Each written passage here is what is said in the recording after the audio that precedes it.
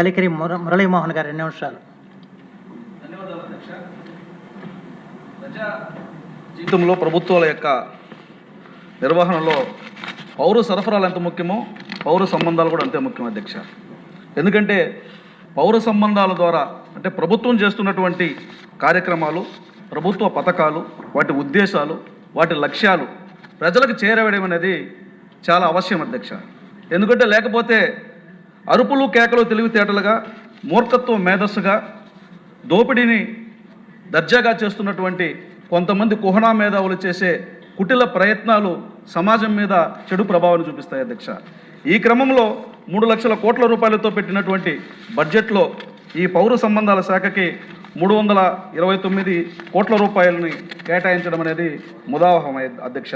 అంటే పౌర సంబంధాల ద్వారా 4th ఎస్టేట్గా పిలువబడుతున్నటువంటి ప్రెస్ కూడా గౌరవం, ముఖ్యంగా ఆత్మగౌరవంతో పనిచేసే విభాగాల్లో ప్రెస్ కూడా ఒకటి అధ్యక్ష.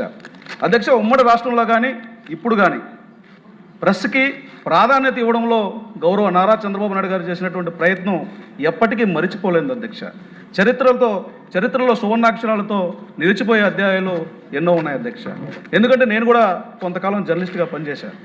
గ్రామీణ ప్రాంతాల్లో విలేకరులుగా పనిచేస్తున్నటువంటి వారికి అక్రిడేషన్లు ఉండేవి కాదు అధ్యక్ష. అలాంటిది 1996లో చంద్రబాబు నాయుడు గారు ముఖ్యమంత్రి కాగానే గ్రామీణ ప్రాంతాల్లో పనిచేస్తున్నటువంటి ప్రతి విలేకరికి కూడా అక్రిడేషన్లు ఇచ్చి బస్ పాసుల సౌకర్యం కల్పించినటువంటి గొప్ప చరిత్ర నారా చంద్రబాబు నాయుడు గారు తీసుకున్నారు అధ్యక్ష.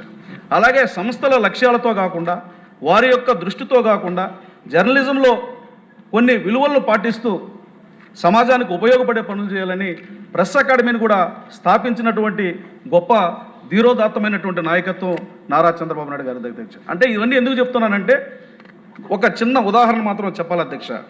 బీసీలకి ఆదరణ పథకాన్ని ప్రవేశపెట్టారు అధ్యక్ష.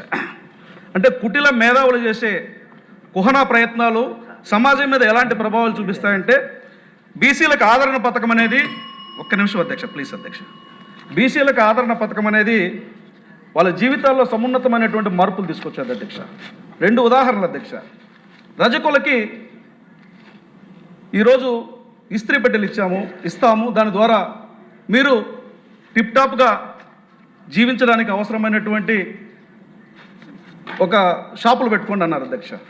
అప్పట్లో ఉన్నటువంటి జగన్మోహన్ రెడ్డి మిమ్మల్ని ఇస్త్రీ పెట్టెలకు పరిమితం చేస్తారా, లేకపోతే మీ జీవితాలు ఇంతేనా అని దుష్ప్రచారం చేశారు అధ్యక్ష. ఈరోజు మనం వేసుకుంటున్నటువంటి బట్టలన్నీ ల్యాండ్రీకి ఇస్తున్నాం అధ్యక్ష.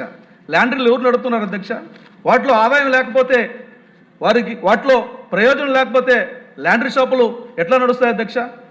అలాగే నాయి బ్రాహ్మణులు అధ్యక్ష, నాయి బ్రాహ్మణులకి అందమైనటువంటి సెలూన్లు పెట్టుకోండి, మీ జీవితాల్లో మార్పును తీసుకోండి, ఆత్మగౌరవంతో బ్రతకండి అన్నటువంటి ఒక పథకాన్ని తీసుకొస్తే, అయ్యా మిమ్మల్ని ఇక్కడికే పరిమితం చేస్తారా, మీ జీవితాలు ఇంతేనా, నేను వస్తే మార్చేస్తానని అధ్యక్ష.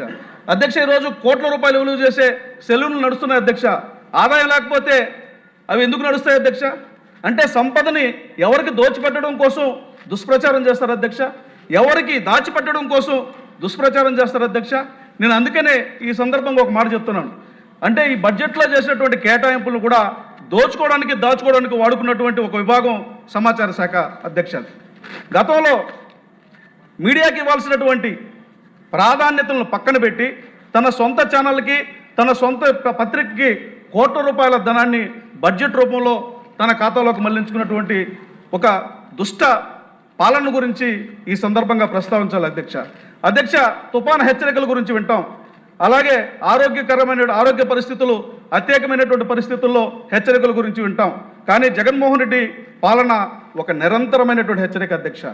ఆ నిరంతరమైనటువంటి హెచ్చరికను గుర్తుపెట్టుకొని ఈరోజు అలాంటి దుష్ప్రచారాలకు తావు లేకుండా సముచితమైనటువంటి ప్రాధాన్యతనిచ్చి బడ్జెట్ కేటాయించి ఈ పౌర సంబంధాల శాఖని బలోపేతం చేయడం ముదావహమైనటువంటి చర్య. ఈ సందర్భంగా ఒకే మనవి, ఈ బడ్జెట్లో ఇప్పుడు కాక ఇంకెప్పుడు ముఖ్యమంత్రి నారా చంద్రబాబు నాయుడు గారు కాక మరెవరన్నటువంటి ఆలోచనతో ఒక చిన్న ప్రతిపాదన.